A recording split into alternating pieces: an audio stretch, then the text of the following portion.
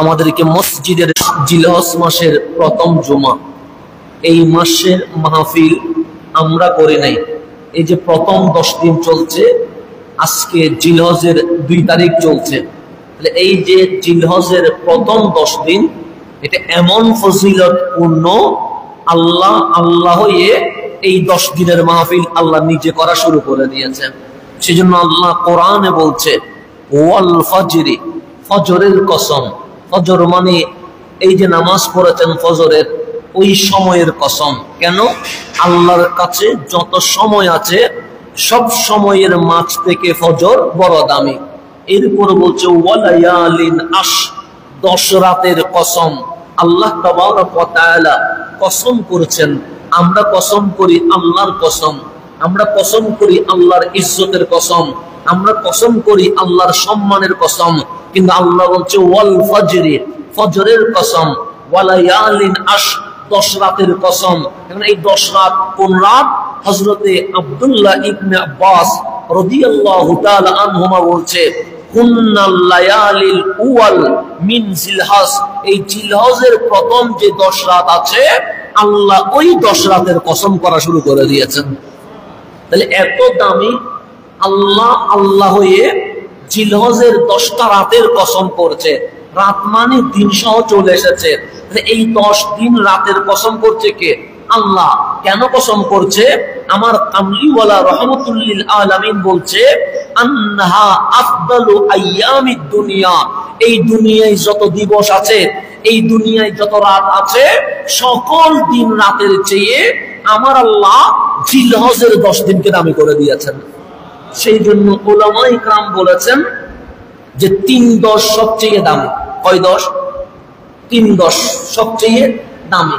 10 তো অনেক আছে, কিন্তু সালাফে সালেহিন বলছেন, ইবনে হাজার আসকালানি বলছেন, ইমাম আন-নববী বলছেন, এভাবে যুগ যুগ ধরে উলামায়ে কেরাম বলছে 3-10-এর তুলনা আল্লাহ এই জমিনে রাখেন নাই।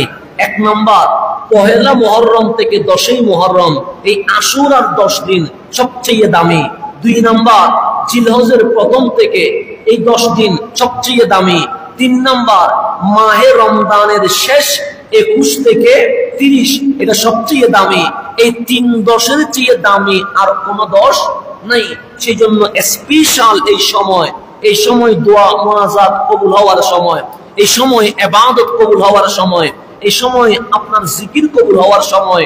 সেই জন্য আল্লাহ তাবারক ওয়া তাআলা পবিত্র কোরআনে আমাদেরকে খেতাব করে বলছেন ওয়ায়াজকুরু ইসমাল্লাহি ফি আইয়ামিন মা'লুমাত, যে নির্দিষ্ট সময় আছে, এই সময়ে তোমরা বেশি বেশি আল্লাহর জিকির করো। সেই জন্য কোরবানির মাস আসতে দেরি, আমরা দেখবেন আল্লাহু আকবার, আল্লাহু আকবার, লা ইলাহা ইল্লাল্লাহ, ওয়াল্লাহু আকবার, আল্লাহু আকবার, ওয়ালিল্লাহিল হামদ। এই তাকবীর জিকির কেন করছি? আল্লাহ বলছেন ওয়ায়াযকুরু ইসমাল্লাহ ফি আইয়ামিন মা'লুমাত, যখন এই নির্দিষ্ট দিবস আসবে, এই নির্দিষ্ট দিবস কি? আইয়ামুল আশ, এই যে জিলহজের 10 দিন আছে, এই 10 দিনে আল্লাহর জিকির করো, আল্লাহর তাকবীর দাও, আল্লাহর তাহলিল করো, আল্লাহর তাসবিহ পড়ো। কেন? যে এই 10 দিন এমন দামি, এই প্রত্যেকটা দিন রাত, এক একটা রাত লাইলাতুল কদরের সমান সওয়াব হয়ে যাবে। রব্বুল আলামিন আমাদেরকে এই 10 রাত 10 দিবস আল্লাহ যেন খাস ভাবে, স্পেশাল ভাবে আমাদেরকে বেশি ইবাদত করার জন্য তৌফিক নসিব করে। আমরা কত জুমাই ছিলাম হজ নিয়ে, আপনাদের হয়তো মনে আছে যে আমরা হজের উপর আলোচনা করছিলাম। তো হজের উপর আলোচনা করতে গিয়ে আমরা বলেছিলাম যে আল্লাহ তাবারক ওয়া তাআলা বলছে মানুষের কলবের মধ্যে, মানুষের অস্তিত্বের মধ্যে আমি দুনিয়ার লোভ লালসা দিয়ে সাজিয়ে দিয়েছি। তো মানুষ সেজন্য দুনিয়ার দিকে দৌড়ে, কখনো গাড়ির দিকে দৌড়ে, কখনো বাড়ির দিকে দৌড়ে, কখনো টাকার দিকে দৌড়ে, কখনো সিনেমার দিকে দৌড়ে, কখনো অবৈধ কাজ কারবারের দিকে দৌড়ে। কিন্তু আল্লাহ বলছেন ওয়াল্লাযীনা আমানু আশাদ্দু হুব্বান লিল্লাহ, যাদের কলবে ঈমান আছে, হ্যাঁ মানুষের হৃদয়ে দুনিয়ার প্রেম আছে, যদি ওই যার কলবে ঈমান আছে তার সামনে যদি দুনিয়ার প্রেম দেওয়া হয় এবং আল্লাহর প্রেম দেওয়া হয়, সে দুনিয়ার প্রেমকে লাথি মেরে মওলার প্রেমের দিকে রওনা হয়ে যায়। তো আমরা আলোচনা থেকে বুঝেছিলাম হজ এটা একটা প্রেমের নিদর্শন। আল্লাহ খানায়ে কাবার দিকে বান্দাকে ডাকছে যে তুমি আমার প্রেমে কাবার দিকে চলে এসো। দুনিয়ার প্রেমে কখনো কক্সবাজার যাচ্ছ, দুনিয়ার প্রেমে কখনো রাঙ্গামাটি যাচ্ছ, দুনিয়ার প্রেমে কখনো বিচে যাচ্ছ, দুনিয়ার প্রেমে কখনো পাহাড় পর্বত হিমালয়ে যাচ্ছ, কিন্তু আমার প্রেম যদি তোমার হৃদয়ে থাকে, যদি সামর্থ্য থাকে তোমার, খানায়ে কাবার দিকে চলে আসো। হজ কখন শুরু হয়েছে এই ইতিহাস আমরা সঠিকভাবে বলতে পারবো না। যদি বলেন কেন? কারণ বাবা আদমের জামানা থেকে ইতিহাস লেখা হয় নাই, নূহ আলাইহিস সালামের জামানা থেকে ইতিহাস লেখা হয় নাই। হজ তখন থেকে ছিল যখন বাবা আদম ছিল। কেন? কারণ আল্লাহ নিজে কোরআনে বলছে ইন্না আউওয়ালা বাইত উদিয়া লিন-নাস লাল্লাযী বিবাক্কা মুবারাকান ওয়া হুদাল লিল আলামিন, যে এই দুনিয়ায় যখন কিছুই ছিল না, সর্বপ্রথম আমি আল্লাহ আমার বান্দার ইবাদতের জন্য আমার ঘর বাইতুল্লাহ বানিয়ে দিয়েছি।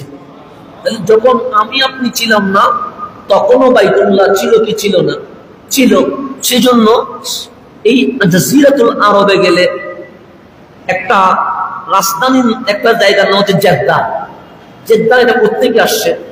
জেদ্দা মানে দাদি, দাদি থেকে আসছে। তার মানে মা হাওয়া ওখানে ইন্তেকাল করেছেন বিদায় ওটার নাম কি হয়ে গেছে? জেদ্দা হয়ে গেছে। তাহলে মা হাওয়া আসলেন আরবে, বাবা আদম আসলেন এশিয়ায়। তখন তো আর বাংলাদেশ, ইন্ডিয়া, পাকিস্তান, শ্রীলঙ্কা এগুলা ছিল না। সবগুলো মিলে কয় দেশ ছিল? এক দেশ। শ্রীলঙ্কা বলেন, মায়ানমার বলেন, বাংলাদেশ বলেন, ভারত বলেন, ভুটান বলেন, পাকিস্তান বলেন, সবগুলো ছিল একটাই তো হিন্দুস্তান বা এশীয় উপমহাদেশ। তো ওখানে আসলেন বাবা আদম আলাইহিস সালাম। সেই জন্য শ্রীলঙ্কার পাহাড়ের উপরে বাবা আদমের পায়ের চিহ্ন আছে না? নাই? আছে। উনি জান্নাত থেকে সরাসরি শ্রীলঙ্কার পাহাড়ে কদম রেখেছেন, ওনার কদমের চিহ্ন আজও রয়ে গেছে। সেই জন্য আপনি যখন ইতিহাস পড়বেন, সিরাত পড়বেন, দেখবেন ইয়ামানে আল্লাহর ওলি এসেছেন, সিরিয়ায় নবী এসেছেন, ফিলিস্তিনে নবী এসেছেন, জাজিরাতুল আরবে নবী এসেছেন, কিন্তু আমাদের এশিয়া উপমহাদেশে কোনো নবী আসে নাই। আমরা নবীর মাধ্যমে ইসলাম পাই নাই। ইতিহাস বলছে সাহাবী এখানে এসেছিল, কিন্তু এসে উনি থাকেন নাই, চলে গেছেন। তাহলে আমরা ইসলাম পেয়েছি কাদের মাধ্যমে? আল্লাহর ওলিদের মাধ্যমে। তো এই জমিনে নবী আসে নাই কেন? এই কারণে নবী আসে নাই, কারণ বাবা আদম যখন জান্নাত থেকে সর্বপ্রথম শ্রীলঙ্কার জমিনে কদম রেখেছে, নবুয়তের যে নূর, ওই নূর দিয়ে আমাদের উপমহাদেশ আলোকিত হয়ে গেছে। সেই জন্য এখানে ইসলাম রক্ত দিয়ে আসতে হয় নাই, এখানে ইসলাম মারামারি দিয়ে আসতে হয় নাই, এখানে ইসলাম কঠিন ভাবে আসতে হয় নাই। আল্লাহর ওলিরা এসেছেন, কিছুটা বাধাগ্রস্ত হয়েছেন, কিন্তু ওনারা ওই নবুয়তের যে নূর বাবা আদম থেকে আসা, ওই নূরের ফয়ুজাতের কারণে আল্লাহর ওলিরা দাওয়াত দিয়েছেন, আমরা অটোমেটিক দাওয়াত কবুল করে ফেলেছি। এটা হচ্ছে নবুয়তের যে নূর দিয়ে আমাদেরকে বিস্তৃত করে দেওয়া। তো সেই জন্য বাবা আদম আসছেন কোথায়? শ্রীলঙ্কায়। কিন্তু উনি খালি পায়ে, ঘোড়ার উপর উঠে নাই, গাড়ার উপর উঠে নাই, গরুর উপর উঠে নাই, হাতির উপর উঠে নাই। শ্রীলঙ্কার জমিন থেকে 300 বছর খালি পায়ে হেঁটে হেঁটে তাওয়াফ করার জন্য খানায়ে কাবায় চলে গেছে। বিশাল এক সফর করেছেন বাবা আদম। আমাদেরকে এটা বোঝানোর জন্য কাবা হালকা জিনিস নয়, কাবা এটা মামুলি জিনিস নয়, এটা এত দামি। আমি তোমাদের বাবা হওয়ার পরেও শ্রীলঙ্কার জমিন থেকে চাইলে ঘোড়ার উপর উঠতে পারতাম, গাড়ার উপর উঠতে পারতাম, হাতির উপর উঠতে পারতাম, স্যান্ডেল পায়ে দিতে পারতাম, কিন্তু আমি কাবার সম্মানে শ্রীলঙ্কার জমিন থেকে খালি পায়ে চলে গেছে। তাহলে তাওয়াফ, জিয়ারত, হজ এগুলো আগে থেকে ছিল। কিন্তু আমরা কোরআন পড়ে যেটা আমরা হজ করছি সেটা হচ্ছে হযরতে আমাদের বাবা ইব্রাহিম আলাইহিস সালামের দেওয়া বিধান থেকে আমরা পালন করছি। কেন? আমাদেরকে বলা হয় মিল্লাতে ইব্রাহিম। আমরা যেই মিল্লাতের উপর আছি এটার নাম মিল্লাতে ইব্রাহিম, খলিলুল্লাহর মিল্লাতের উপর আছি। খলিলুল্লাহর দেওয়া বিধান আমরা হাবিবুল্লাহর মাধ্যমে পেয়ে গেছে। সেই জন্য আল্লাহ তাবারক ওয়া তাআলা কোরআনে বলছে, ওয়া ইয ইয়ারফাউ ইব্রাহিমুল কওয়াইদা মিনাল বাইত ওয়া ইসমাঈল, যখন আমার ইব্রাহিম এবং ইসমাঈল খানায়ে কাবার সংস্কার কাজ শেষ করলো, আল্লাহর ঘর যেভাবে করা দরকার সেভাবে যখন শেষ করলো, তখন ওনারা দোয়া করছেন, রব্বানা তাকাব্বাল মিন্না ইন্নাকা আনতাস সামিউল আলিম। মাওলা, আমরা কাউকে দেখানোর জন্য এই ঘর সংস্কার করি নাই, দুনিয়ায় নাম পাওয়ার জন্য এই ঘর সংস্কার করি নাই, আমাদের নেম প্লেট খানায়ে কাবার সামনে থাকবে এই জন্য আমরা সংস্কার করি নাই, আমরা শুধু তোমার জন্য করেছি। রব্বানা তাকাব্বাল মিন্না, আমি ইব্রাহিম এবং আমার ছেলে ইসমাইল, বাবার ছেলে মিলে আমরা এই ঘর সংস্কার করলাম শুধুমাত্র আপনার জন্য, সুতরাং আপনি কবুল করে ফেলেন। ইন্নাকা আনতাস সামিউল আলিম, আপনি শুনেন, জানেন আমাদের ভেতরে কি আছে, এটা আপনার চেয়ে বেশি কেউ জানে না। আমরা কি বলতে চাই তা আপনার চেয়ে বেশি কেউ শুনে না। তা আল্লাহ তাবারক ওয়া তাআলা এমন ভাবে কবুল করলেন খানায়ে কাবার কাজ, যেমন এই মসজিদ কাজ হয়েছে কি হয় নাই? হয়েছে। এখানে অনেক সময় সিঁড়ি ব্যবহার হয়েছে, আমাদের উপরে কাজ করতে সিঁড়ি লাগে নাই, লাগছে। সিঁড়িটা কি করছেন? কাজ শেষ, নিয়ে গেছেন, নষ্ট হয়ে গেছে, ফেলে দিয়েছেন। এখানে অনেক কিছু ইউজ হয়েছে কি হয় নাই? হয়েছে। আমি যদি বলি এই মসজিদে সিমেন্ট যে লাগছিল, সিমেন্টের প্যাকেট গুলো কই? আপনি বলবেন এগুলো তো আমরা রাখি নাই। টাইলস যেগুলো বেঁচে গেছিল এগুলো কোথায় রাখছেন? আপনি বলবেন এগুলো তো আমি রাখি নাই। কেন? কাজ শেষ হলে অতিরিক্ত জিনিস আমরা আর রাখি না, এটা কি করে দিই? ফেলে দেই। তো খলিলুল্লাহ খানায়ে কাবার কাজ করার জন্য একটা পাথর আনছিলেন উপরে ওঠার জন্য, এটার নাম মাকামে ইব্রাহিম। তো আমরাও তো কত পাথরের উপর পা রাখি, যেমন বৃষ্টি পড়ছে, এখানে সারা জায়গায় পানি, যখন একটা উঁচু পাথর থাকবে সেখানে আমরা পা রাখলাম। এখন আমি কেন পা রাখলাম? আপনি কি ওই পাথরটা গড়ে নিয়ে রেখে দিবেন? না, এটার উপর আমি যেমন পা রাখবো আপনারাও কি রাখবেন? পা রাখবেন। হয়তো বা এটা 2 বছর পর রাস্তা থেকে সরে যাবে, ফেলে দিবে, না লাগলে এটার কি কোনো কাজে আসবে না। তো খলিলুল্লাহ খানায়ে কাবার কাজ সম্পাদন করার জন্য এটা পাথর আনলেন। আল্লাহ বললেন, খলিল, এমন ভাবে খানায়ে কাবার কাজ কবুল করেছি, শত পাথরের উপর তুমি দাঁড়িয়েছো, একটা পাথর জমিনে স্মৃতি হিসেবে থাকবে না। ফিহি আয়াতুম বাইয়িনাত মাকাম ইব্রাহিম, যেই পাথরের উপর দাঁড়ায়া খানায়ে কাবার কাজ সম্পাদন করেছো, এই পাথরটাও আমি খানায়ে কাবার অংশ বানিয়ে দিয়ে দিয়েছি। কবুল কিভাবে হয়? এই পাথর তার কোনো প্রয়োজন নেই। মাকাম ইব্রাহিম যে পাথর, এটা তো শুধুমাত্র কাবার কাজ করার জন্য আনছে, কারণ তখন তো আর সিঁড়ি নেই। উনি বললেন আমি পাথরের উপর দাঁড়িয়ে উপরে ছাদের কাজ করব। তো ছাদের কাজ শেষ, পাথরের আর কোনো কাজ আছে নাই, এটা কাবার অংশ না, তো পাথরকে ফেলে দেওয়া দরকার। কিন্তু আল্লাহ বলেন ফিহি আয়াতুম বাইয়িনাত, এখানে আছে সুস্পষ্ট নিদর্শন। আল্লাহ বলছেন যে ঈমান আনার জন্য যে দলিলগুলো লাগে, যে বাইয়িনাত প্রমাণগুলো লাগে, যে তাওহীদের উপর বিশ্বাস করার জন্য, ইসলামকে মানার জন্য যে ডকুমেন্টস লাগে, ফিহি আয়াতুম বাইয়িনাত মাকাম ইব্রাহিম, আর আমি আল্লাহ এই মাকাম ইব্রাহিমকে বাইয়িনাত ইসলামের জন্য, তাওহীদের জন্য, সমস্ত ডকুমেন্টসের জন্য আমি আল্লাহ বাইয়িনাত প্রমাণ হিসেবে, নিদর্শন হিসেবে রেখে দিয়েছে। সেজন্য মাকাম ইব্রাহিমের দাম আছে না? নেই, আছে, এটা অনেক দাম। সেজন্য এটাকে সামনে নিয়ে নামাজ পড়তে হয়। আপনি এখানে আমাকে সামনে নিয়ে তো নামাজ পড়বেন না, কারণ আমি তো তেমন মূল্যবান কিছু না যে আমাকে সামনে নিয়ে নামাজ পড়তে হবে। আমরা সব কাবাকে সামনে নিই, কিন্তু আল্লাহ বলছেন এটা আয়াতে বাইয়িনাত, এটাকে এমন ভাবে আমি দামি করেছি, ওয়াত্তাখিযু মিন মাকামি ইব্রাহিমা মুসাল্লা, এটাকে আমি মুসাল্লা বানাইছি, যারাই কাবায় আসবে তারাই মাকাম ইব্রাহিমকে সামনে নিয়ে নামাজ পড়তে হবে। দাম যখন বেড়ে যায়, মাওলার দরবার যখন কবুল হয়ে যায়, শুধু খলিল দামি হয় না, শুধু কাবা দামি হয় না, খলিল যে পাথরের উপর কদম রাখছে পাথরটাও কি হয়ে যায়? দামি হয়ে যায়। এরকম পাথর সারা বাংলাদেশে কোটি কোটি আছে, কিন্তু কোনো পাথরকে আপনি কাবার পাশে লাগাইতে পারবেন না, কোনো পাথরকে কাবার কোনায় রাখতে পারবেন না, কোনো পাথরকে কাবার উপর রাখতে পারবেন না। কিন্তু এই মাকাম ইব্রাহিম কিয়ামত পর্যন্ত আমি আপনি সরাইতে পারবো না, কারণ এটাকে দামি করে দিয়েছেন কে? আল্লাহ। তো মাকামে ইব্রাহিমও দামি হয়ে গেছে, খানায়ে কাবাও দামি হয়ে গেছে। এখন মাকাম ইব্রাহিমকে তাজিম করা লাগবে কি লাগবে না? লাগবে। সম্মান করা লাগবে। খানায়ে কাবাকে সম্মান করে লাগবে কি লাগবে না? লাগবে।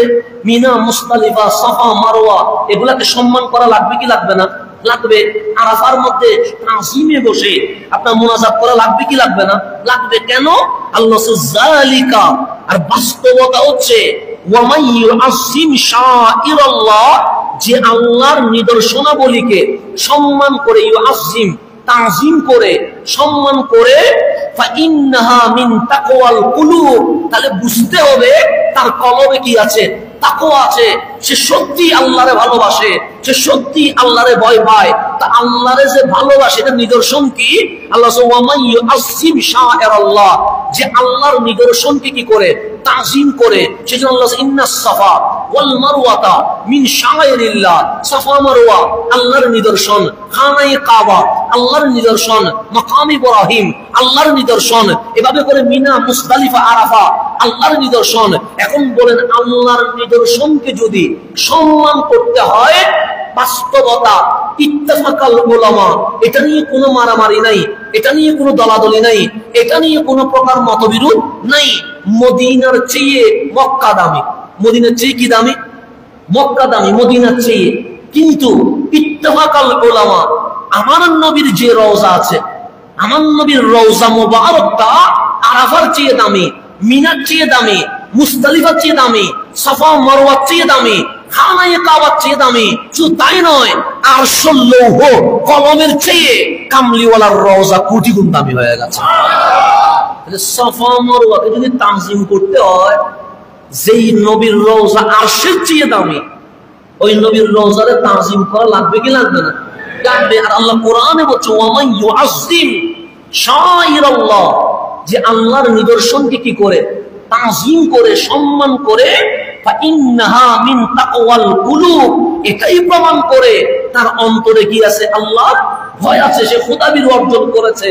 তা আল্লাহর ভয়, ভীতি, ভালোবাসা, এটার প্রমাণ হচ্ছে যে সাফা মারওয়াকে সম্মান করবে, সে মিনা, মুজদালিফাকে সম্মান করবে, সে মাকাম ইব্রাহিমকে সম্মান করবে। কেন? শাআইরুল্লাহ। তো সাফা মারওয়াকে সম্মান করা, এটা যদি অন্তরের তাকওয়া হয়, সাফা মারওয়ার চেয়ে, কাবার চেয়ে, আরশুল লৌহ কলমের চেয়ে দামি আমার নবীর রওজা। এখন আপনি হজে গিয়ে কাবা দেখলেন, মদিনায় যাওয়ার ব্যাপার আপনি নেগেটিভ মন্তব্য করলেন, আপনার হজ কখনো হবে? হবে না। হজ হবে না। কেন? হজের রুকন মদিনায় যাওয়া নয়, কথা ঠিক। হজের রুকন কাবায় যাওয়া, কিন্তু হজ কবুল করার শর্ত হচ্ছে মদিনায় যাওয়া। সেই জন্য আল্লাহ তাবারক ওয়া তাআলা বলছেন যে আল্লাহর নিদর্শনকে তাজিম করে, এটাই প্রমাণিত তার কলবে কি আছে? আল্লাহর ভয় আছে। তো এখন শাআইরুল্লাহকে যদি তাজিম করতে হয়, আল্লাহর নিদর্শনকে যদি কি করতে হয়? তাজিম করতে হয়, যেটি সাফা মারওয়া, কাবা, আরশুল লৌহ কলমের চেয়ে দামি আমার নবীর রওজা, সেটাকে তাজিম করার দরকার আছে না নাই? আছে। আজকে মুসলমান পদে পদে মার খাচ্ছে, আজকে মুসলমান সব জায়গায় লাঞ্ছিত হচ্ছে। কেন? একটা কারণে, যতদিন মুসলমানের বুকে নবীর প্রেম ছিল, মুসলমান ছিল সবার বাদশা। যেদিন থেকে মুসলমান নবীর শানে বেয়াদবি করা শুরু করছে, মুসলমান হয়ে গেছে এই দেশে সব, এই বিশ্বে সবচেয়ে নিকৃষ্ট। আবার যদি মুসলমান নবী প্রেমকে কয় নম্বরে রাখে? 1 নম্বরে রাখে, দেখবেন আবার বিজয়ের পতাকা উঠতে শুরু হয়ে যাবে। সেই জন্য আল্লাহ তাবারক ওয়া তাআলা আমার নবীকে ভালোবাসার তৌফিক যেন আমাদেরকে নসিব করেন। আল্লাহ বলেন ফিহি আয়াতুম বাইয়িনাত মাকাম ইব্রাহিম, এই মাকাম ইব্রাহিমকে সুস্পষ্ট নিদর্শন বানিয়ে দিয়েছি। কেউ যদি দলিল খুঁজে, কেউ যদি প্রমাণ খুঁজে, কেউ যদি ডকুমেন্টস চায়, আমি দুনিয়াতে প্রমাণ হিসেবে, ডকুমেন্টস হিসেবে, বাইয়িনাত হিসেবে মাকাম ইব্রাহিমকে কিয়ামত পর্যন্ত রেখে দিয়েছি। এটা আমাদের জন্য ডকুমেন্টস। এখন খানায়ে কাবাও দামি, মাকাম ইব্রাহিমও দামি। এরপর কাজ যখন শেষ হয়েছে, আল্লাহ বলছেন ওয়াআযিন ফিন নাসি বিল হজ। ইব্রাহিম, আযিন মানে আযান দাও। আমরা জুমার আযান দিছি কি দেই না? দিছি। যিনি আযান দেয় ওনাকে বলে মুয়াজ্জিন। মুয়াজ্জিন মানে যিনি কি দেয়? আযান দেয়। আযান মানে কি? ডাকা। আহ্বান করা, মানুষকে বোলানো, এটার নাম হচ্ছে আজান। তো মুয়াজ্জিন এটা নরমাল জিনিস নয়, মুয়াজ্জিন এটা খাটো জিনিস নয়। প্রথম মুয়াজ্জিন হচ্ছে ইব্রাহিম খলিলুল্লাহ। তো খলিল যদি মুয়াজ্জিন হয়, পোস্টটা দামি না অদামি? আল্লাহ কোরআনে হচ্ছে ওয়াজ্জিন, খলিল আমি আপনাকে মুয়াজ্জিন বানিয়েছি, আজান দেন। কিসের আজান? ফিন্নাসি বিল হজ্জি, মানুষকে হজের দিকে ডাকার জন্য আপনি আজান দেন। তাহলে আজান দেওয়া এটা আল্লাহর নির্দেশ, কার উপরে? খলিলুল্লাহর উপরে। তা আল্লাহ বলছেন আযিন, আজান দেন ফিন্নাসি বিল হজ, হজের জন্য মানুষকে ডাকেন। এখন আমার প্রশ্ন, আপনার প্রশ্ন, তখন তো মাইক নাই, সাউন্ড বক্স নাই, অনলাইন নাই, তো মানুষের দাওয়াত যাবে কেমনে? তো আল্লাহ সান্ত্বনা দিচ্ছেন ইয়াতুকা রিজালান ওয়া আলা কুল্লি দামিরিন ইয়াতিনা মিন কুল্লি ফাজ্জিন আমিক। খলিল আজান দেওয়া আপনার কাজ। ওই আজানের বরকতে কিয়ামত পর্যন্ত এই কাবার দিকে কেউ হেঁটে, কেউ উঠে চড়ে, আধুনিক জামানায় যেই যন্ত্র আবিষ্কার হলে কাবায় আসা যাবে, প্রত্যেকে আপনার আজানের কারণে পাগলের মতো হজের দিকে রওনা হয়ে যাবে। খলিলকে আল্লাহ সান্ত্বনা দিচ্ছেন, আপনার আজান আদামাইল পর্যন্ত না, 7 কিলোমিটার না, আপনার আজান শুধু মক্কায় না, আজান দিবেন আপনি, কিন্তু ওই আজানের বরকত এত বেশি হয়ে যাবে কিয়ামত পর্যন্ত। ইয়াতুকা আপনার ডাকে, মানে কাপ দিয়ে শুধু খলিল আপনার ডাকে কিয়ামত পর্যন্ত কেউ হেঁটে, কেউ উঠে চড়ে, যত আধুনিক হবে, ওই আধুনিক জামানায় সেই যন্ত্রাংশের মধ্য দিয়ে কাবায় আসা যাবে, প্রত্যেকে পাগলের মতো কাবার দিকে ছুটতে থাকবে। তাহলে খলিলুল্লাহর আজানের পাওয়ার আছে না নেই? এখনো বাস্তবতায় মানুষ ছুটছে কি ছুটছে না? ছুটছে। যখন কাবার কথা মনে আসে, তখন আর পরিবারের কথা মনে পড়ে না, তখন দুনিয়ার ব্যবসার কথা মনে পড়ে না। যেমন কি আমাদের বিশেষ করে চট্টগ্রামের মানুষ একটু বেশি আবেগপ্রবণ, সেজন্য দেখবেন যখন বিদেশ যায় তখন মা কাঁদে, বাপ কাঁদে, ভাই বন্ধু কাঁদে, বউ বেটি কাঁদে, সবাইকে কান্না করে কি করে না? করে। আমাদের চট্টগ্রাম এয়ারপোর্টে গেলে দেখবেন যারা যাচ্ছে কান্নার রুল পড়ে যাচ্ছে, কেন? আমাদের আবেগ, ভালোবাসা এগুলো একটু বেশি। যারা হজে যায় ওরা আফসোস করে, আমার ছেলেটা কিভাবে থাকবে, আমার মেয়েটা কিভাবে চলবে। কিন্তু ওই কাবা দেখার পর হজের শেষ মৌসুম পর্যন্ত ওরা পরিবারের কথা ভুলে যায়। কেন? কাবা মাওলার প্রেমের কথা মনে করায় দেয়। দেখুন আজান দেওয়ার পরে আজকে শেষ না, এরকম আল্লাহ ঘোষণা দিচ্ছেন আনতাহিরা বাইতি লিত্তাইফিনা ওয়াল আতিফিনা ওয়ার রুকাইস সুজুদ। হে খলিল, যারা কাবায় আসবে ওরা আমার মেহমান। ওরা কার মেহমান? আল্লাহর মেহমান। দুইফুর রহমান, দুইফ মানে মেহমান, রহমান মানে আল্লাহ। তো কাবায় যারা যাচ্ছে, নামাজ পড়তে গেলেও আল্লাহর মেহমান, তাওয়াফ করতে গেলেও আল্লাহর মেহমান, উমরা করতে গেলেও আল্লাহর মেহমান, ইতিকাফ করতে গেলেও আল্লাহর মেহমান, হজ করতে গেলেও আল্লাহর মেহমান। তো মেহমানকে তাজিম করবে কে? যিনি দাওয়াত দিবে তিনি তো তাজিম করবেন, কথা ঠিক না? যেমন আমি যদি আমার ঘরে আপনারা দাওয়াত দিই, আমি যদি না থাকি, তাহলে সম্মান দেওয়া হলো না অসম্মান করা হলো? অসম্মান। আপনি গিয়ে দেখলেন হুজুর ঘরে নাই, তখন মনে মনে বলবেন এটা কিরকম কথা, দাওয়াত দিলেন আমাদেরকে এই টাইমে, উনি নিজে বের হয়ে গেছে, মেহমানদারি করবে কে? এখন আল্লাহ বলছেন আযিন, দাওয়াত দিবে খলিলুল্লাহ। দাওয়াত যিনি দিয়েছেন উনি ইব্রাহিম আলাইহিস সালাম, ওনার দাওয়াত শুনে যারা গিয়েছে তারা কি মেহমান। তো মেহমানকে তাজিম করা লাগবে কি লাগবে না? লাগবে। সেজন্য আল্লাহ বলছেন আনতাহিরা বাইতি লিত্তাইফিনা ওয়াল আতিফিনা ওয়ার রুকাইস সুজুদ। হে খলিল, হে আমার জবিহুল্লাহ, ইব্রাহিম খলিলুল্লাহ এবং ইসমাইল জবিহুল্লাহর উপর দায়িত্ব হয়ে গেছে। কি দায়িত্ব? আমার ঘর পবিত্র রাখা, পরিষ্কার রাখা, পরিচ্ছন্ন রাখা। কাদের জন্য? যারা তাওয়াফ করবে, যারা ইতিকাফ থাকবে, যারা রুকু সিজদা দিয়ে নামাজ পড়বে, এই খানায়ে কাবা পরিষ্কার করা আমি আল্লাহ খলিলুল্লাহ আর জবিহুল্লাহ দায়িত্ব দিয়ে দিয়েছে। তাহলে মুয়াজ্জিনের ডিউটি যেগুলা করে, আজান দেওয়া, এটা কার ডিউটি? মুয়াজ্জিনের ডিউটি। মসজিদ আমরা অনেক সময় মুয়াজ্জিনকে দিয়ে কি করায়? পরিষ্কার করায়। কেন? কোরআন বলতে তাহিরা বাইতি। তো এটার কারণে মুয়াজ্জিন কি ছোট হয়ে গেছে? না না, আল্লাহ খলিলুল্লাহকে দিয়ে এই কাজ করানোর মধ্য দিয়ে বিশ্ববাসীকে জানিয়ে দিয়েছে, সচিব হওয়ার চেয়ে, ইঞ্জিনিয়ার হওয়ার চেয়ে, লয়ার হওয়ার চেয়ে, অ্যাডভোকেট হওয়ার চেয়ে আমি আল্লাহর কাছে মুয়াজ্জিন কোটি গুণ দামি হয়ে গেছে। তাহলে মুয়াজ্জিনের পাওয়ার আছে না? আছে, আছে। আল্লাহ কোরআনে বলছে। এখন হজ শুরু হয়ে গেছে কার মাধ্যমে? খলিলুল্লাহর মাধ্যমে, জবিহুল্লাহর মাধ্যমে। সেই হজের মধ্যে কোনো অতিরঞ্জিত কিছু ছিল না। সেখানে ছিল আল্লাহর জিকির, সেখানে ছিল আল্লাহর তাহলিল, সেখানে ছিল আল্লাহর তাসবিহ, সেখানে ছিল ইহরাম, সেখানে খানায়ে কাবার উদ্দেশ্যে কি দেওয়া, রওনা দেওয়া, কুরবানি করা, এগুলো সবগুলো কিসের অংশ ছিল? হজের অংশ ছিল। খলিলুল্লাহর পরে দাউদ আলাইহিস সালাম আসলেন, সুলাইমান আলাইহিস সালাম আসলেন। ওনাদেরও বিধান কয়টা ছিল? একটা। তখন ওনাদের কাবা মানে কিবলা ছিল মসজিদে আকসা, আর হজের জন্য, উমরার জন্য মূল কেন্দ্র ছিল খানায়ে কাবা। এটা হচ্ছে মূল জিনিস। মানে নামাজের কিবলা ছিল ফিলিস্তিনের মসজিদে আকসা, আর হজের জন্য, তাওয়াফের জন্য, উমরার জন্য মূল কেন্দ্র ছিল খানায়ে কাবা। তাহলে এখানে দুইটা হয়ে গেছে, এটা নামাজের কিবলা, একটা হজ উমরার জন্য মূল কেন্দ্র।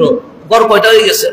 দুইটা। সেজন্য হজ উমরাটা প্রথমে হয়েছে ইন্না আউওয়ালা বাইত, প্রথম গড় খানায়ে কাবা। এর 40 বছর পর নামাজের কিবলা মসজিদ আকসা হয়ে গেছে। এটা দাউদ আলাইহিস সালামের কিবলা, এটা সুলাইমান আলাইহিস সালামের কিবলা, এটা মুসা আলাইহিস সালামের কিবলা। সবার কিবলা ছিল মসজিদে আকসা। তো আমার নবী যখন মক্কায় আসছে, তখন আমার রাসূল মক্কায়, তখনও কিবলা মসজিদে আকসা। কিন্তু উনি মক্কায় খানায়ে কাবার সামনে, খানায়ে কাবা এটা কয়মুখী? চতুর্মুখী। কাবার সামনে গেলে কি আর উত্তর, দক্ষিণ, পূর্ব, পশ্চিম আসেনি না? কাবার সামনে গিয়ে যেদিকে দাঁড়াবেন সেটাই কিবলা। খানায়ে কাবা যখন আমরা যারা গিয়েছেন, আমরা নামাজকে একদিকে করি না চতুর্দিকে করি? চতুর্দিকে। কাবার সামনে যখন আপনি দাঁড়ান, কাবার যে খোলা মাঠ, এদিকে যখন আমরা নামাজ পড়ি, তখন কি করি? ভুল করে নামাজ পড়ি। কেন? যেদিকে দাঁড়াবেন সেদিকে কাবা। আমি এখানে দাঁড়াইছি, আমার এদিকে কাবা। এদিকে দাঁড়াইলে কাবার কোনো অংশ নাই, এদিকে দাঁড়াইলেও নাই, এদিকে দাঁড়াইলেও। আমাকে দাঁড়াইতে হবে কয় দিকে? একদিকে। কিন্তু খানায়ে কাবার সামনে যখন চলে গেছেন, তখন আর পশ্চিম নাই, পূর্ব নাই, উত্তর নাই, দক্ষিণ নাই, যেদিকে দাঁড়াবেন সেদিকে কি? কাবা। আপনি হজের এই যে সময়ে টেলিভিশনে দেখবেন, নামাজের সময় দেখবেন খানায়ে কাবাকে গোল করে সবাই কি করতেছে? নামাজ পড়তেছে। কেন গোল? কারণ কাবা তো চতুর্দিকে। তো মক্কায় যখন আমার রাসূল নামাজ পড়তেন, তখন খানায়ে কাবার ওই সাইডে দাঁড়াইতেন, যেই সাইডকে সামনে নিলে অটোমেটিক মসজিদ আকসা সামনে পড়ে যাবে। মানে কাবাও পিঠ হবে না, মসজিদ আকসাও কি হবে না? পিঠ হবে না। দুইটার জন্য কি থাকে? সামনে থাকে। যতদিন আমার রাসূল মক্কায় নামাজ পড়েছেন, খানায়ে কাবার চতুর্দিকে দাঁড়াইতেন না। যেদিকে দাঁড়াইলে মসজিদ আকসা কি হবে? সামনে পড়বে, কাবাও পিছনে যাবে না।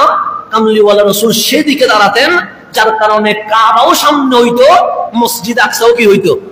কিন্তু মদিনায় যখন আসছে, তখন তার খানায়ে কাবা চতুর্দিকে পড়ে না, কারণ কাবা তো মক্কায়। রাসূল এসে গেছে কোথায়? মদিনায়। মসজিদ আকসাকে সামনে নিলে খানায়ে কাবা পিছনে হয়ে যায়, পিছনে হয়ে যায়। কাবাকে সামনে নিলে মসজিদ আকসা কি হয়ে যায়? যেমন আমরা যে নামাজ পড়ছি এদিকে, আমাদের কাবা সামনে, এদিকে ফিলিস্তিন, মসজিদ আকসা কি হয়ে গেছে? পিঠ হয়ে গেছে, পিছনে হয়ে গেছে। তো মদিনায় আসার কারণে দিক কি হয়ে গেছে? পরিবর্তন হয়ে গেছে। এখন রাসূলে পাক যেহেতু সুলাইমান আলাইহিস সালামের কিবলা, দাউদ আলাইহিস সালামের কিবলা, মুসা আলাইহিস সালামের কিবলা, সবার কিবলা যেহেতু মসজিদে আকসা, কামলিওয়ালা 17 মাস এদিকে নামাজ না পড়ে এইদিকে নামাজ পড়েছেন, মসজিদে আকসা। তো তখন বিশ্ববাসী জেনে গেছে হজের জন্য, উমরার জন্য খানায়ে কাবা, নামাজের জন্য মসজিদে আকসা। 17 মাস পরে হঠাৎ আমার নবী যখন মসজিদে নববী থেকে 3 কিলোমিটার দূরে মসজিদ এখনো আছে, নাম তার মসজিদে জিল কিবলাতাইন, 2 কিবলার মসজিদ। যারা মদিনায় গিয়েছেন তারা সেখানে 2 রাকাত নামাজও পড়েছেন। সব হাজিরা সেই মসজিদ দেখে আসে। আমার রাসূল নামাজ পড়ছেন এদিকে, জোহর অথবা আসরের নামাজ। জোহর আসরের নামাজে কিরাত পড়তে হয় ছোট ছোট করে। তো কামলিওয়ালা কিরাত পড়ছে, আর মন কেন জানি চটপট করছে। হঠাৎ মনে মনে বলছে, মালিক, আমার নামাজ এদিকে পড়তে ইচ্ছে করছে না, আমার নামাজ ওই যে তাওয়াফ করবে যেদিকে, উমরা করবে যেদিকে, হজ করবে যেদিকে, ওই কিবলার দিকে আমি নামাজ পড়তে চাই। কেন? ওই কিবলার মধ্যে মাকাম ইব্রাহিমে দাঁড়ায়া খলিলুল্লাহ বলেছিলেন, রব্বানা ওয়াবআস ফীহিম রাসূলা, মালে খানায়ে কাবার কাজ করার পেছনে তুমি যদি স্যালারি দাও, বোনাস দাও, পুরস্কার দাও, একটা পুরস্কার দিও আমার বংশে আখেরি নবী হাবিবুল্লাহকে দিয়ে দিও। এই দোয়াটা করেছিল খানায়ে কাবার সামনে। সেজন্য মাকাম ইব্রাহিম এটা আয়াতে বাইয়িনা, নবী আসার দলিল। এটা মিলাদে নবীর দলিল হচ্ছে মাকামে ইব্রাহিম। সেজন্য আল্লাহ সেটা থাকুক, কারণ এটার উপর রহমতুল লিল আলামিনের মিলাদের দোয়া করা হয়েছিল। আল্লাহর হাবিব মনে মনে বলছে। এরকম মনে মনে আমরা অনেক কথা বলি কি বলি না? বলি। নামাজে দাঁড়াইলে দেখবেন মন ডানে চলে গেছে, মন বামে চলে গেছে, মন শরীর বাংলাদেশে, মন চলে গেছে আমেরিকায়। এরকম মাঝে মাঝে নামাজের ভিতরে হয় কি হয় না? হয়, আমাদের হয় এরকম। কিন্তু এটা তো রহমতুল লিল আলামিন। এটার মন তো দুনিয়ার দিকে হবে না, এটার মন হবে তো কোন দিকে? কারণ এটা হাবিবুল্লাহ, মন তো এইদিকে হবে। তো আমার নবী মনে মনে বলতেছেন, আমি নামাজটা এদিকে পড়তে চাই না, আমি নামাজ পড়বো কোন দিকে? বাইতুল্লাহর দিকে, খানায়ে কাবা, এটা আমি কিবলা বানাবো। ওই নামাজের ভেতরে আমার আল্লাহ বলছেন, ফাওয়াল্লি ওয়াজহাকা শাতরাল মসজিদিল হারাম।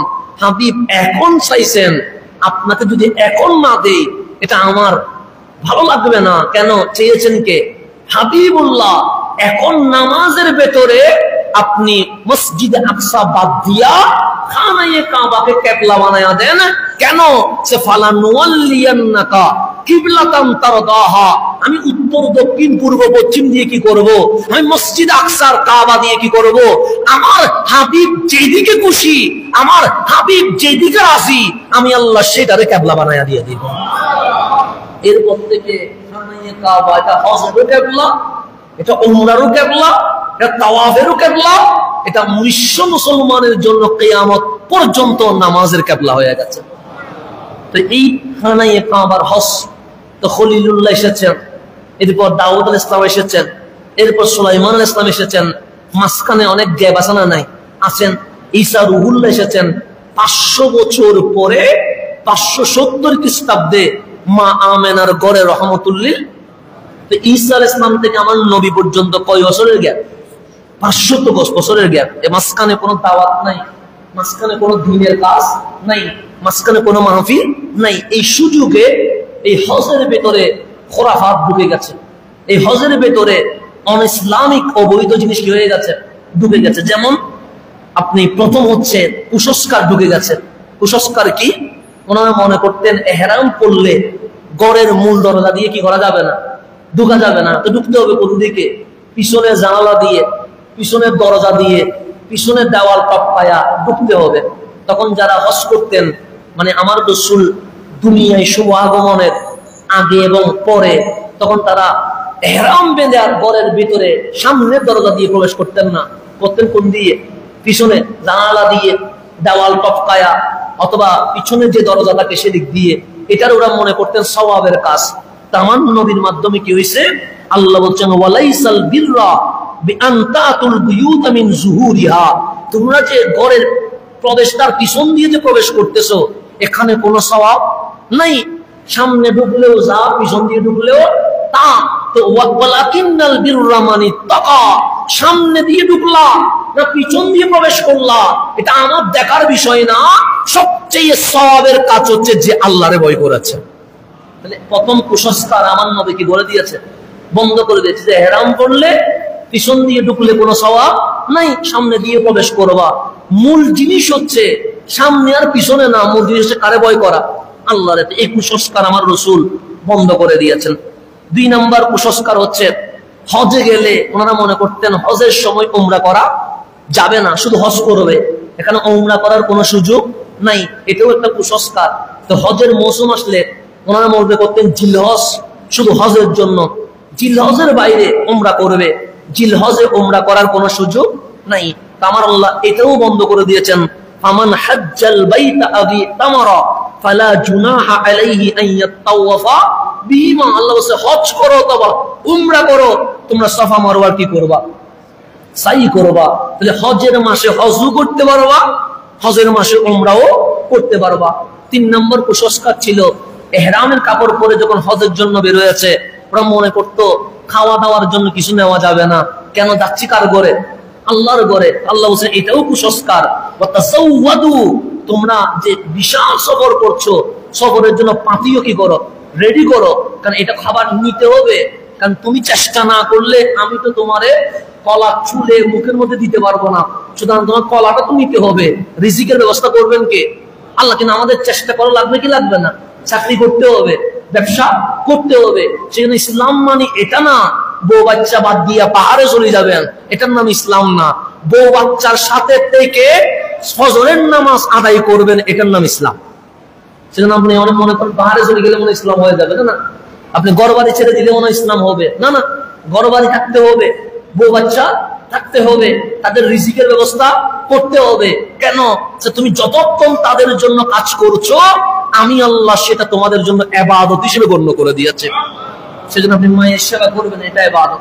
আপনি বউয়ের সাথে হাসি মুখে কথা বলবেন, এটা ইবাদত। আপনি বাচ্চাদেরকে সময় দিবেন, এটা ইবাদত। আপনি দোকানে বসে যে ব্যবসা করছেন, এটা কি ইবাদত।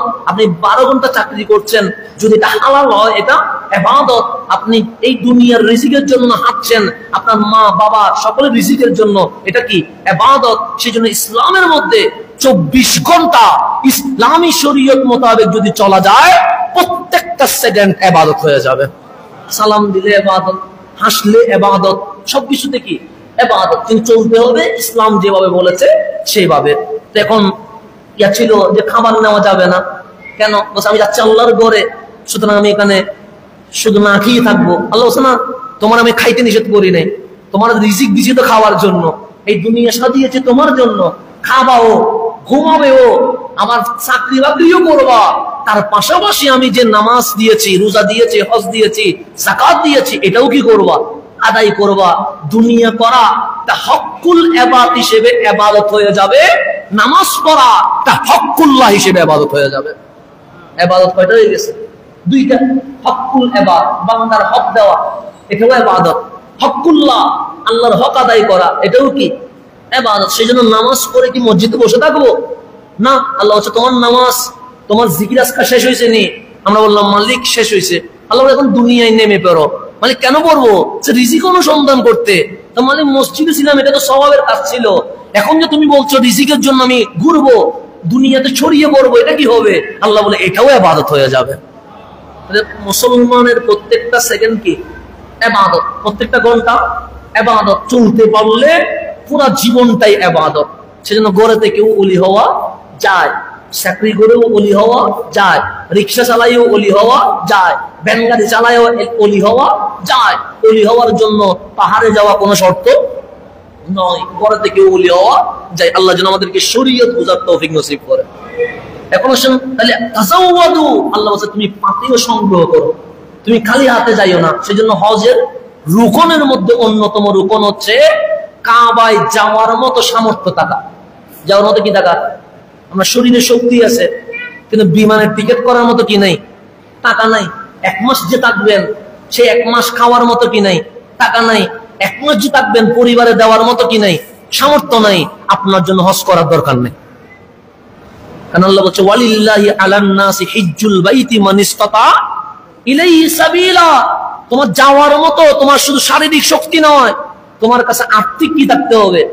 শক্তি থাকতে হবে। এখন আপনার শরীরে শক্তি আছে, আপনি বললেন আমি বিমানে যাইতে না পারলে কি হবে? আমি হাঁটি চলে যাবো। হাঁটি যাওয়ার মধ্যে কোনো ফজিলত নেই। মাঝে মাঝে অনেক দেশ থেকে কি যায়, হাঁটি যাচ্ছে না, এরকম আছে। 1 বছর লাগে হাঁটি যেতে, এখন এর পরিবার না খাইয়া থাকতেছে। আল্লাহ বলছে তোমাকে তো আমি ওই রকম করে হজ করতে বলি নাই, তুমি হাঁটি হাঁটি যাবা, আর তোমার পরিবার না খাইয়া থাকবে, তোমার মা চিকিৎসা পাবে না, তোমার বাবা না খেয়ে থাকবে, এরকম হজ করার কোনো দরকার নাই। সেজন্য আল্লাহ ওয়ালিল্লাহি আলান নাসি হিজ্জুল বাইত মান ইসতাতা ইলাইহি সাবিলা। যাওয়ার মতো সামর্থ্য থাকলে যাওয়া যায়, সামর্থ্য না থাকলে তোমার যাওয়ার দরকার নাই। ইসলাম অতিরঞ্জিতকে পছন্দ করে না। যদিও আমরা বেশি আবেগী মানুষ, হাঁটি গেলে আমরা মনে করতেছি মনে হয় সওয়াব কি হয়ে যাবে, বেশি হয়ে যাবে, সেজন্য আমি হাঁটি যাবো, অথবা সারি বাই সাইকেলে যাবো।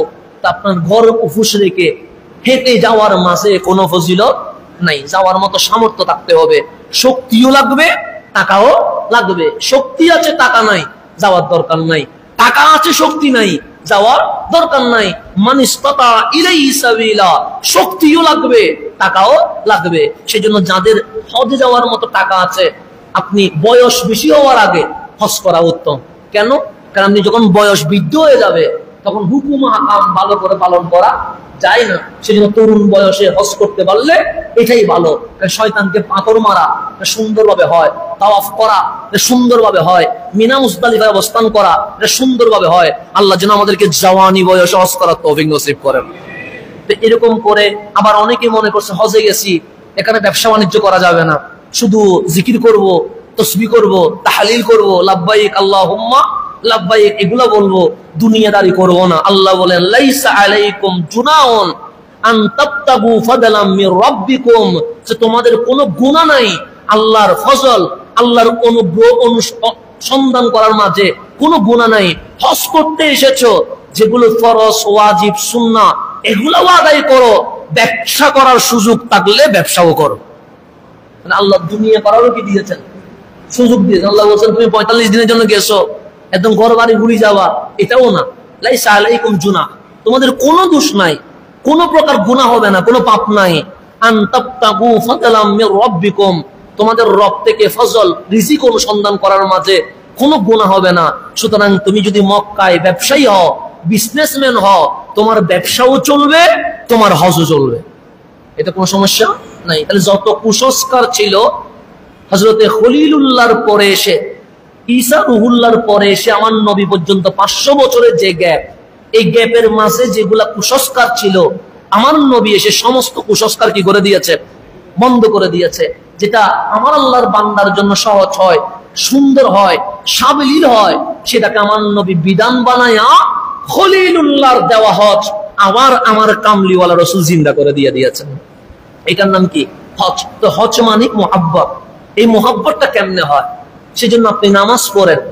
নামাজ এটা নতুন কোনো জিনিস নয়, নামাজ এটা নবীরা করছে, আল্লাহর ভালো লাগছে, আল্লাহ সেটারে উম্মতে মুহাম্মদের জন্য কি করে দিয়েছেন?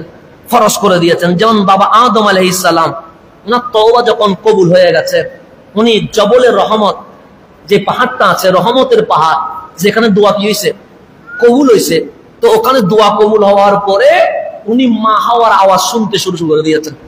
300 বছর মা হাওয়ার আওয়াজ শুনে নাই, শ্রীলঙ্কা থেকে কি পর্যন্ত?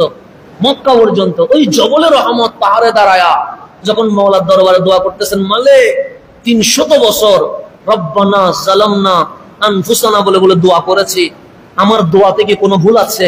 খলিল লজ্জায়, হযরত বাবা আদম লজ্জায় মাথা কি করে না? আসমানের দিকে তুলে না। মাথা সব সময় কোথায় হয়? নিচু। কেন? যিনি অপরাধ করে ওনার মাথা উপরে থাকে না, ওনার মাথা কোথায় থাকে? নিচু থাকে। কিন্তু বাবা আদম তো অপরাধ করে নাই, পাপ করে নাই, ভুল করে নাই। কেন? উনি জান্নাতে যদি ফলটা না খাইতেন দুনিয়ায় আসতেন না। উনি যদি দুনিয়ায় না আসতেন আপনি আমি আসতাম না। তো ফল খাবে এই হুকুম টাকা আল্লাহর। কিন্তু আল্লাহ একটা সিস্টেম করে দিয়েছে, আদম ভুল করবে না, উনি নবী, কিন্তু আদমের উম্মত তো ভুল করবে, আদমের ছেলে তো ভুল করবে। তো ভুল করলে তওবা করার সিস্টেম আছে না? নাই, আছে। আমি আদমের মাধ্যমে বনি আদমকে শিখাবো কিভাবে তওবা করতে হয়। এটা হচ্ছে সেজন্য বাবা আদমকে দিয়ে আমাদেরকে শিখাচ্ছে। কিন্তু এখানে অনেকে বলবে বাবা আদম ভুল করছে, বাবা আদম এটা করছে না। বাবা আদম ভুল করে নাই। বাবা আদমের উপর আল্লাহ এটাই ফরজ করে দিয়েছেন, উনি খাবেন, উনি না খাইলে জান্নাত থেকে আসবে না। এখন বলেন জান্নাতে অবৈধ কোনো জিনিস আছে? জান্নাতে অবৈধ কোনো জিনিস আছে? তো অবৈধ জিনিস যদি না থাকে খাওয়া হারাম হবে কেন? জান্নাতে তো সব হালাল। আল্লাহ একটা সিস্টেম করেছে যে এটা তো খাওয়া না, এখানে যাবা না, তার মানে এখানে যাইতে হবে। না গেলে আদম দুনিয়া আসবে না। আদম যদি দুনিয়ায় না আসে বনি আদম হবে না। তো আদম তো খাবে না। সেজন্য আল্লাহ বাবা আদম থেকে মা হাওয়ারে বানাইছে, যাতে মা হাওয়ার মাধ্যমে বাবা আদম অন্তত এটা মুখে হইলেও নে, মুখে নিলে হবে, আল্লাহ শুধু টুটে লাগাইলে হবে, বাকিটা আমি আল্লাহ করে ফেলবো। তো বাবা আদম আসলেন, উনি তো ভুল করে নাই, কিন্তু মাথাটা কোন দিকে? নিচের দিকে, উপরে তুলে না। কেন? নিজের সন্তানকে শিখাচ্ছে তুমি মাওলার সামনে যখন দাঁড়াবা অহংকার থাকতে পারবে না, মাথা উঁচু থাকতে পারবে না। তোমার মাথা সিজদায় যেরকম লুটিয়ে যায় সেরকম মাওলার সামনে নিচু হয়ে যাবা। তো উনি ভাবতেছেন আমার মুনাজাতে কি কোনো ভুল আছে? আল্লাহ বলে ভুল নাই।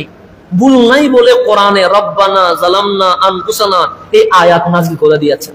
ভুল নাই, কিন্তু চাওয়ার সিস্টেম যেটা ওইটাতে পৌঁছে নাই। তখন বাবা আদম হঠাৎ করে দোয়া করছেন, আল্লাহুম্মা ইন্নী আসআলুকা বিহাক্কি মুহাম্মাদিন সাল্লাল্লাহু আলাইহি ওয়াসাল্লাম, মালিক তোমার হাবিবুল্লাহর ওসিলায় আমার মোনাজাত কবুল করে ফেল। তা আল্লাহ বলেন, এখন ঠিক আছে, এখন ঠিক আছে, তুমি আমার হাবিবের নাম নাও নাই কেন? তখন উনি বলতেছেন, হাবিব রে চিনলা কেমনে?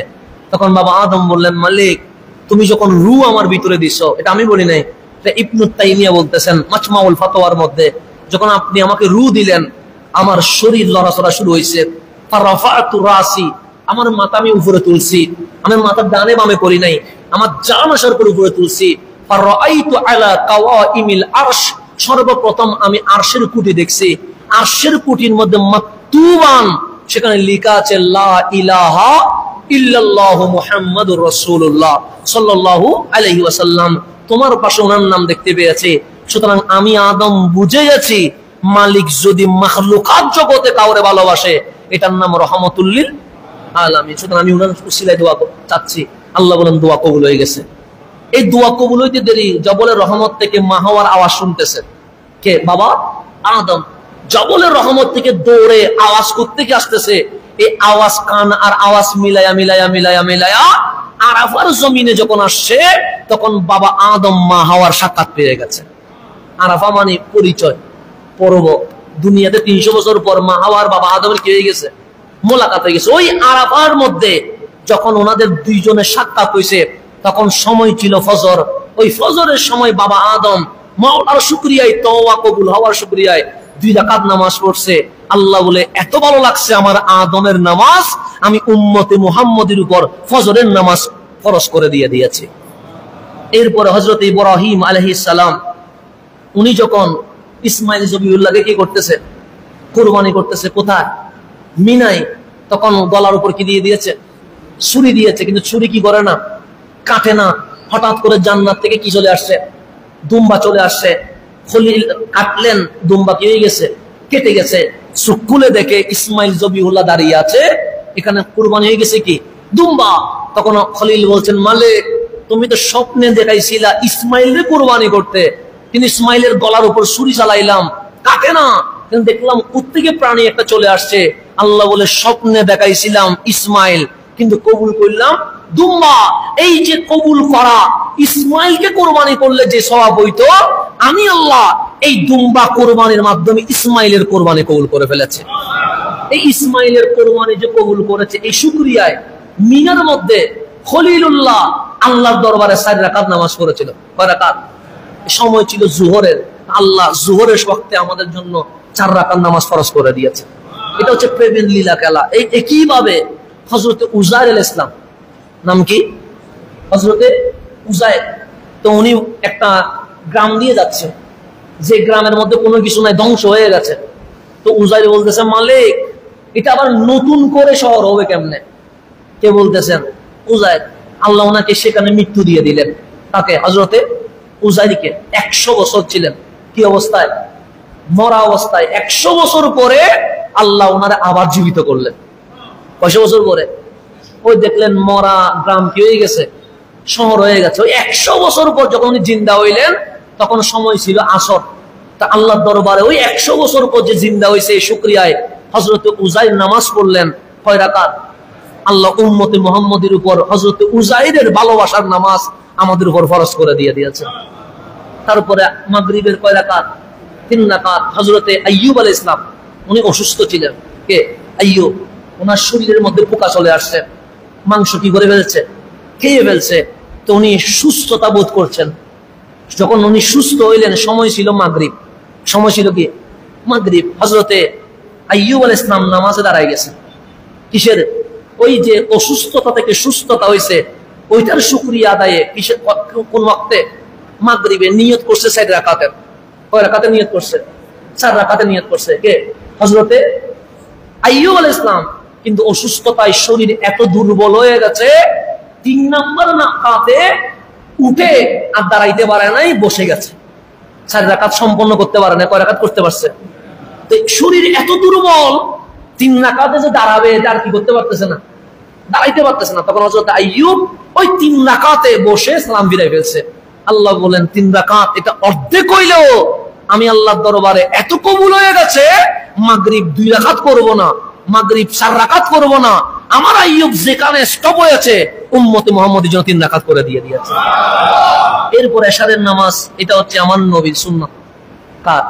রাসূল পাক সাল্লাল্লাহু আলাইহি ওয়াসাল্লাম এশারের নামাজের সময় এতগুলো যে নিয়ামত, রহমাতুল লিল আলামিন, ইমামুল আম্বিয়া, সৈয়দুল মুরসালিন, শফিউল মুজনাবিন, মেরাজের মেহমান, নিয়ামতের কোনো সীমা আছে নাকি?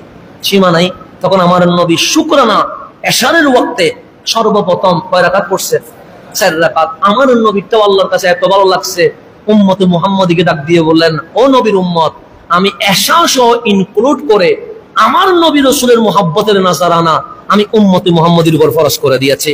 সেজন্য আপনি নামাজ বলেন, হজ বলেন, রোজা বলেন, যাকাত বলেন, সবগুলো আল্লাহর প্রেমিকদের আমল, যেটা নফল ছিল কিন্তু উম্মতে মুহাম্মদীর জন্য কি করে দিয়েছে?